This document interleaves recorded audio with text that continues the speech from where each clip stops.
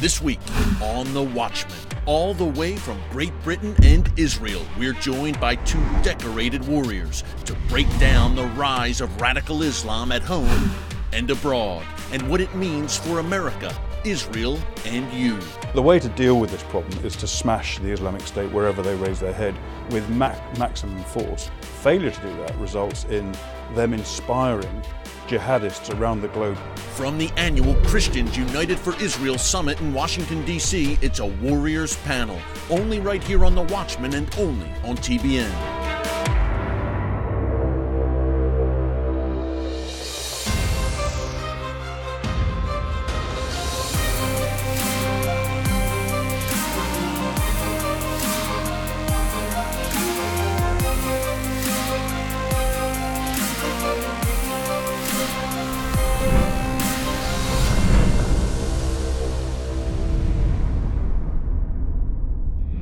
And welcome to a very special edition of The Watchman from Christians United for Israel's 11th annual Washington Summit.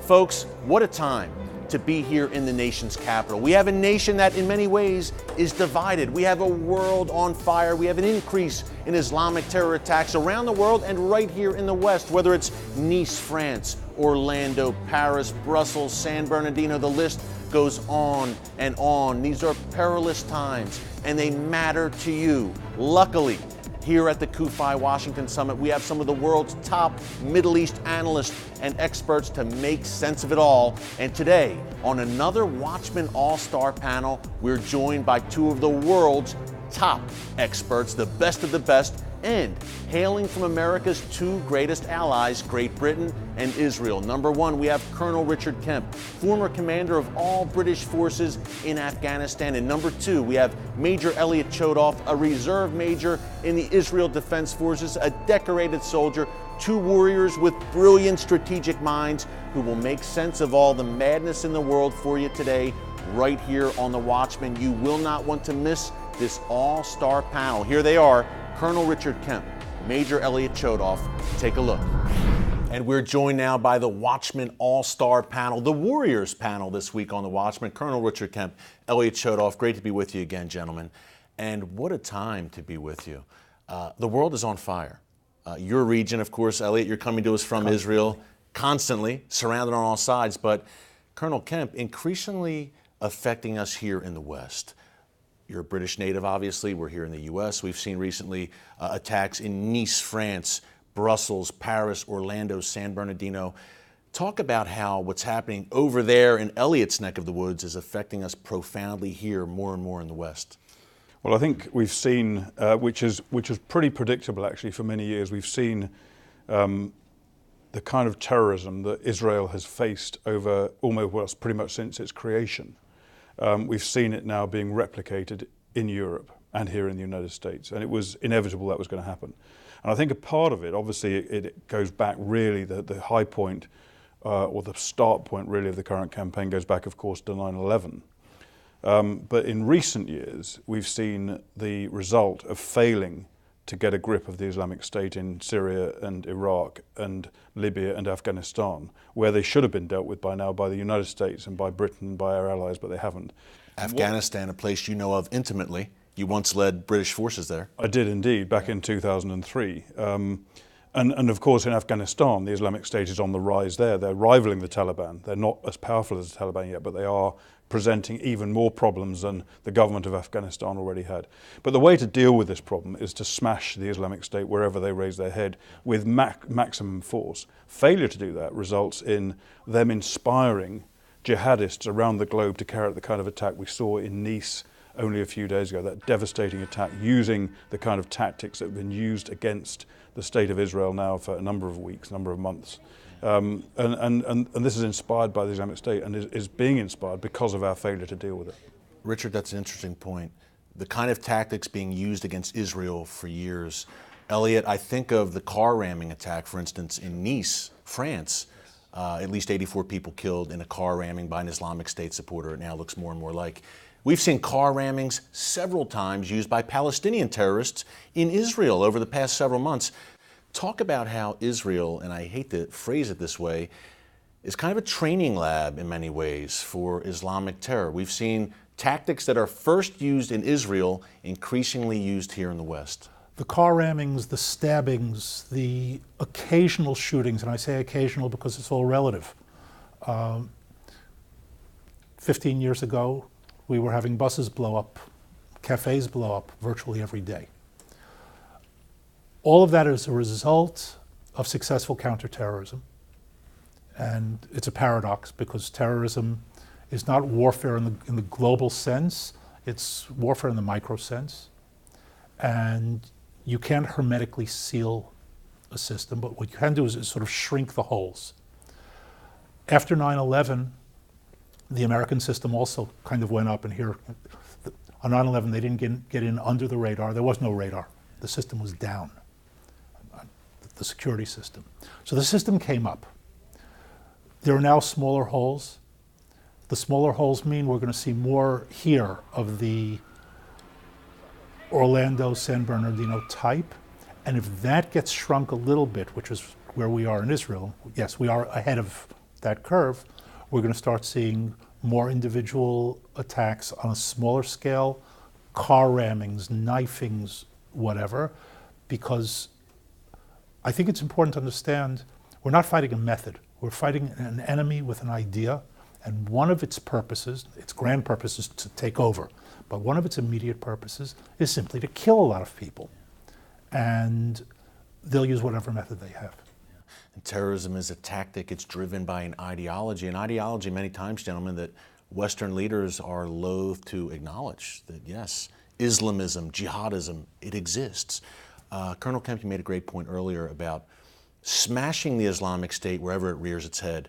I think about this caliphate they've declared over large portions of Iraq and Syria. Now, it appears they've been losing some ground in recent months.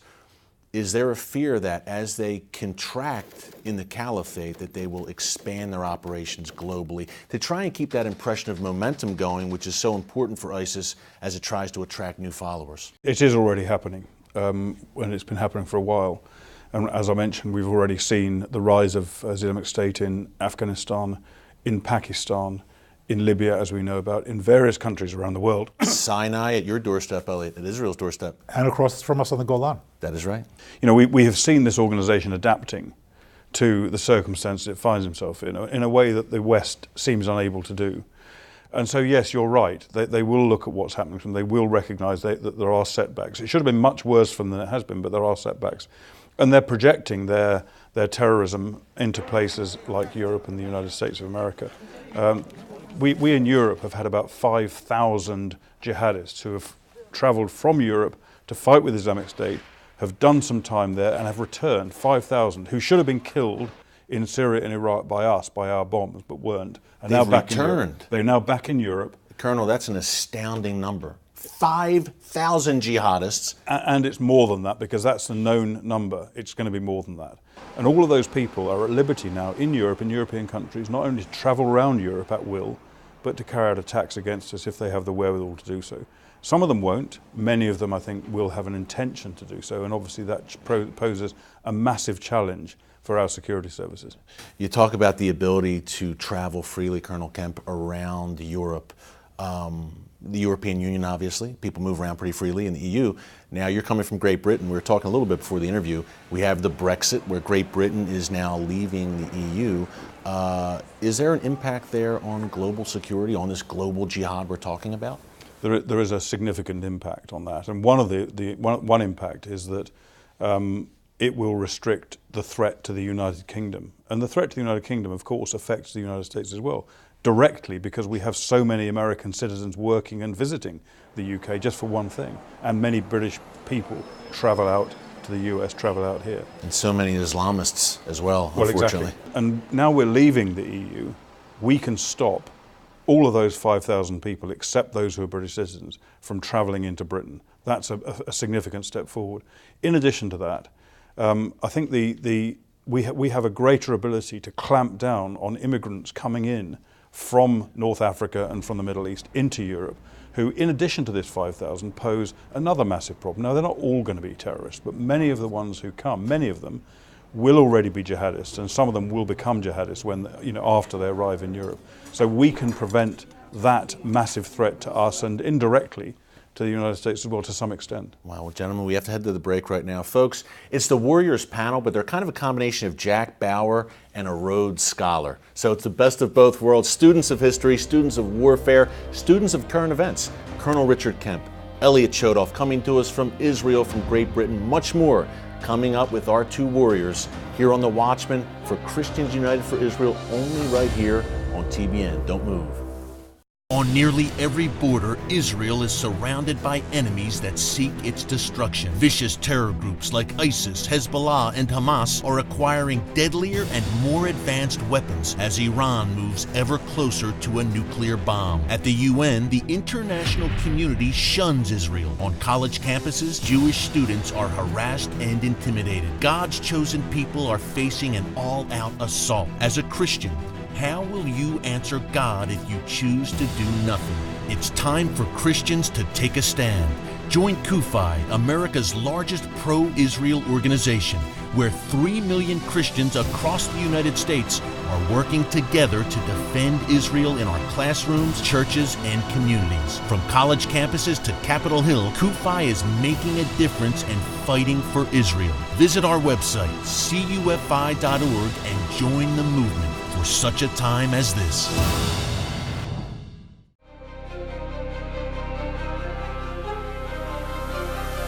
And welcome back to The Watchman, only right here on TBN. We're talking to Colonel Richard Kemp, Elliot Chodoff, about all the things going on in this crazy world of ours right now.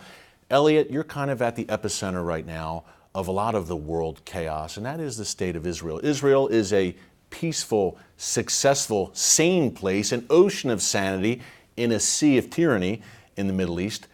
Talk about how, and you've been a major in the IDF for years in the reserves, talk about how Israel serves as the first line of defense for Western civilization.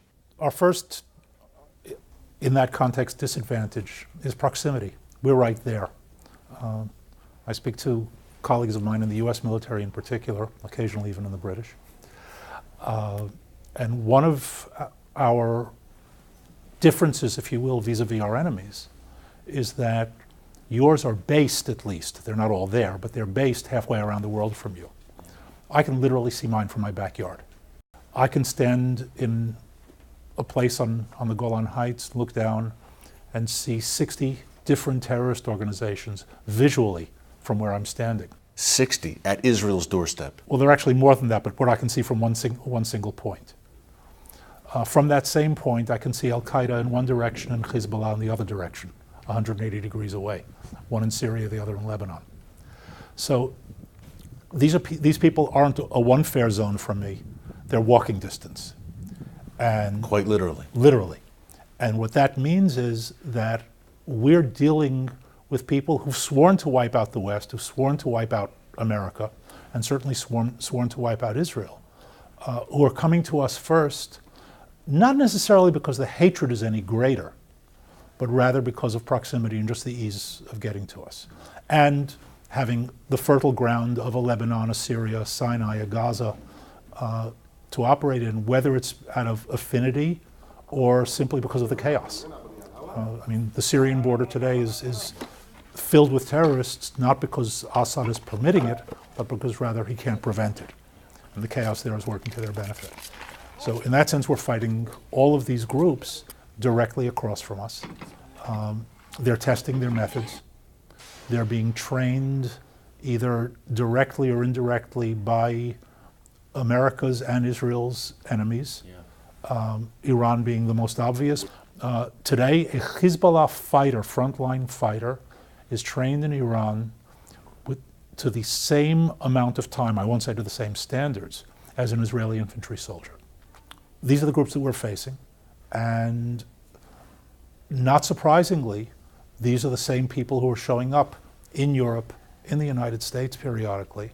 And folks, as Elliot is talking, I'm reminded that Israel is the size of the state of New Jersey, but bloody borders on every side. And Colonel Kemp, one of those borders is along the Gaza border where Hamas lives, breathes, and rules.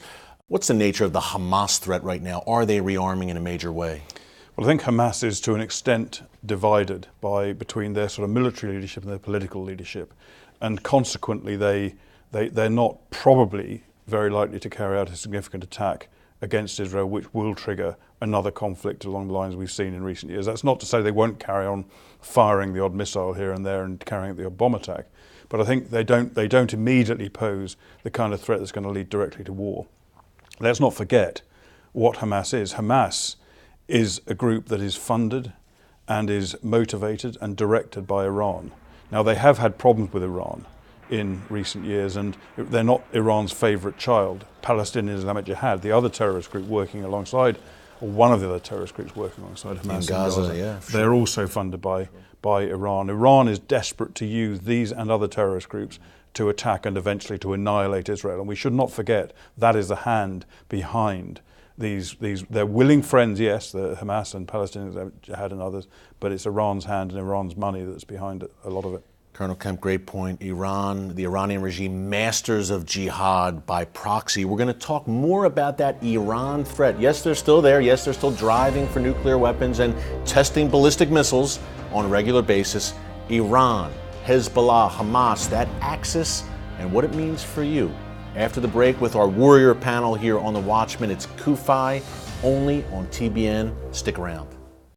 Centuries-old churches and monasteries burnt to the ground, Christian villages ransacked, women and children enslaved, and believers in Jesus led to their deaths. ISIS has declared an all-out war on Christians. Believers in the Middle East outside of Israel are suffering horrible persecution.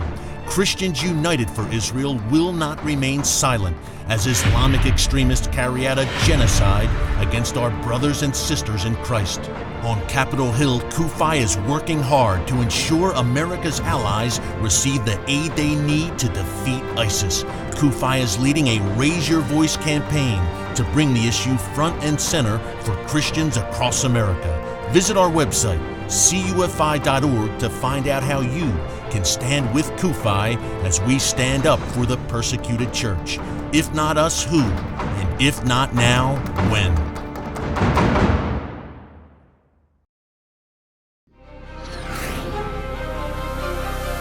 And welcome back to The Watchman here on TBN. We're talking to Colonel Richard Kemp, Elliot Chodoff, about the state of our world. And folks, it's not very good, in case you haven't noticed. And one place where there's a lot of turmoil continuing, Colonel Kemp, is in Gaza with Hamas. You have spoken eloquently over the years about how Israel has been a humane fighting force in its campaigns against Hamas terror in Gaza. You've spoken at the UN in support of the Israel Defense Forces. Talk a bit more about that, number one, and talk, number two, about how the Western reaction to Israel's terror war against Hamas, anti-terror war, I should say, actually helps Hamas. Well, Israel is frequently criticized for carrying out war crimes, carrying out crimes against humanity, for killing civilians in Gaza during recent conflicts in Gaza, most recently in 2014. It's not just that criticism, which comes from governments around the world, UN groups, human rights groups and media. It's not just that criticism is wrong, it is 100% wrong. It is a direct diametric opposite of the truth. The reality is that the IDF takes far greater steps than any other army has ever done and could ever do in order to prevent the deaths of innocent civilians on the battlefield. And that's not just me saying that. I was with a group of 14 generals from a number of different countries around the world who investigated the recent conflict and came to the same conclusion. General Dempsey, the former chairman of the Joint Chiefs of Staff over here, said the same thing. So this is the reality. This is what military people think of it, as opposed to those people who have an anti-Israel agenda. There is no army in the world that looks after the civilian population of their enemy better than Israel does. And it's incredibly difficult for them to do so, for the simple reason that their enemy, Hamas and other terrorist groups, deliberately use those civilians to hide behind. They use them as human shields. They want Israel to kill them. They want them to kill them so that they can bring international pressure on Israel. No regard for human life. None at all, not even their own people. And the reality is that our leaders here in the United States, in the United Kingdom, elsewhere in Europe, play into their hands, because we condemn Israel all the time, frequently, openly condemn Israel for killing innocent civilians in Gaza. The reality is those that they do kill, they cannot avoid killing. Otherwise, they will simply have to surrender to Hamas. And what happens? Our leaders, in making that condemnation, encourage bloodshed. They encourage Hamas and other terrorists around the world to use the same tactic, to use human shields. So our leaders who condemn Israel to try and appease the Palestinians, the Arabs, and their own Muslim populations have blood on their hands themselves. Yeah, and folks, this is a man who knows of what he speaks. Colonel Kemp, again, commanded British forces in Afghanistan. He knows what he's talking about when it comes to rules of engagement and the rest of it. Elliot? If I could just interject. Yeah, sure.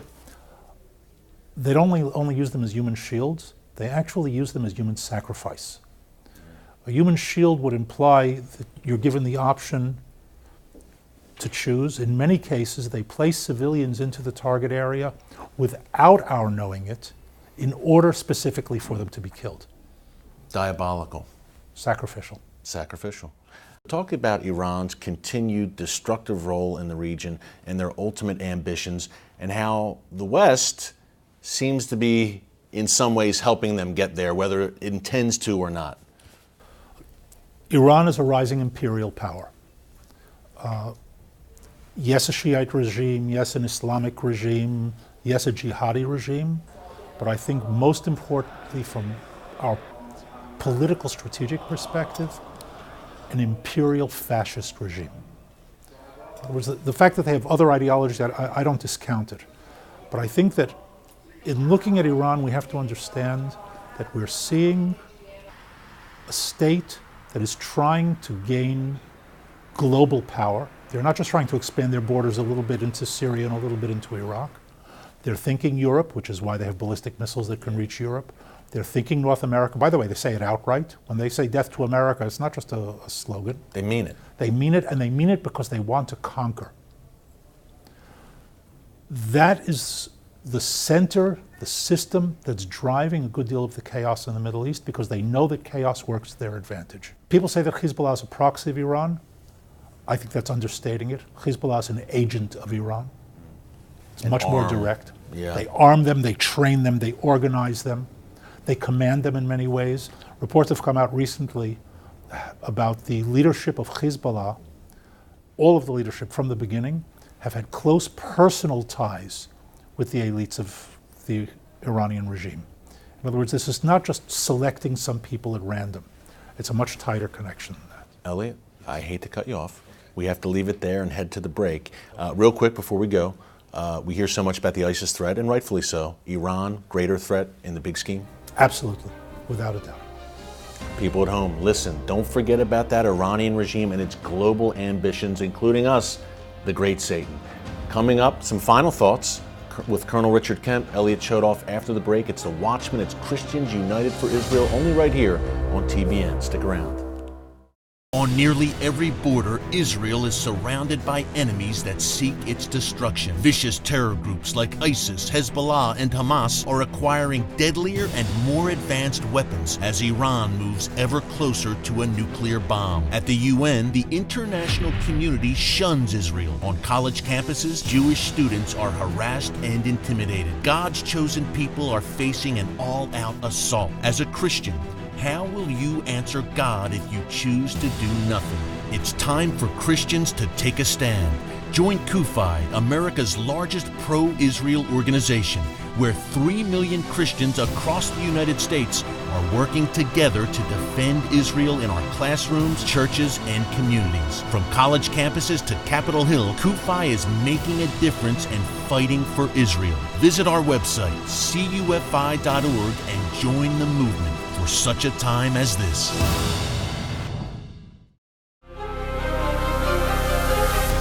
And welcome back to the Watchman. We're wrapping up with our panel. Colonel Richard Kemp, Elliot Chodoff. Gentlemen, what an informative panel we've had today, and a timely panel with everything going on in the world.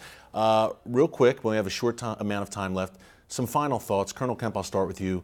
What are you watching right now? Anything that concerns you in particular that our audience should be concerned about? We need to stop appeasing the enemy. We need to recognize who the enemy are, say who they are, and deal with the problem as opposed to skirting around it and trying to avoid it. And one example of that is the way that we have appeased Iran. We spoke about Iran just now. Iran has got 100 billion of frozen assets released to it. It's getting even more released to it soon. By the West. By the West, and it's using that to expand its imperialist aggression in the Middle East. Now we need to get a grip of that situation. We need to, I think, to emulate Israel. Israel is a shining beacon light in the Middle East. Israel does not stand for the kind of rubbish that we stand for from terrorism in Europe. They stand up to it, they fight it, and they do it hard. They have to because it's right on their border. For us, it's more remote, unless it comes home into places like Nice or London. But it's something we need to really get a grip of and stand hard against. Elliot, how about you? Anything we should be looking for maybe from an Israeli perspective where you have a bird's eye view? Well, less what I'm looking for and more what I'm seeing not only in Israel but from Israel. For a number of years now, I've been telling audiences, students in the United States and Europe, this is coming soon to a theater near you. It's there. The show is on. What could have been stopped or prevented much more easily, and I fully agree with your point, Richard, about appeasement. Appeasement just makes it more difficult every year. We're now at the point where it's starting, it's happening, we're seeing it. And I have not yet seen the switch, the turn. What I'm looking for, I don't think this is how you meant it, but I'm looking for the West now to recognize what's actually happening to it and begin to act accordingly. It feels like 1939 all over again in some respects, gentlemen. Do you really need the invasion of Poland? Yeah. And it's frustrating how history repeats itself. It's a Winston Churchill moment, Colonel Kemp. Unfortunately, we don't have a Winston Churchill right now. No, we do not. And we're looking for him. If you're out there, please apply for the job. We need you. Gentlemen, thank you so much. It was great having you today. We'll do it again soon. Folks, when I think of our panel today, I think of what the Bible says. My people perish for lack of knowledge. You have the knowledge, you have the wisdom today, courtesy of Colonel Kemp and Elliot Chodoff. So you'll get much more of it every week here on The Watchman. Thanks for joining us this week. Until next time, God bless you. And remember, never hold your peace.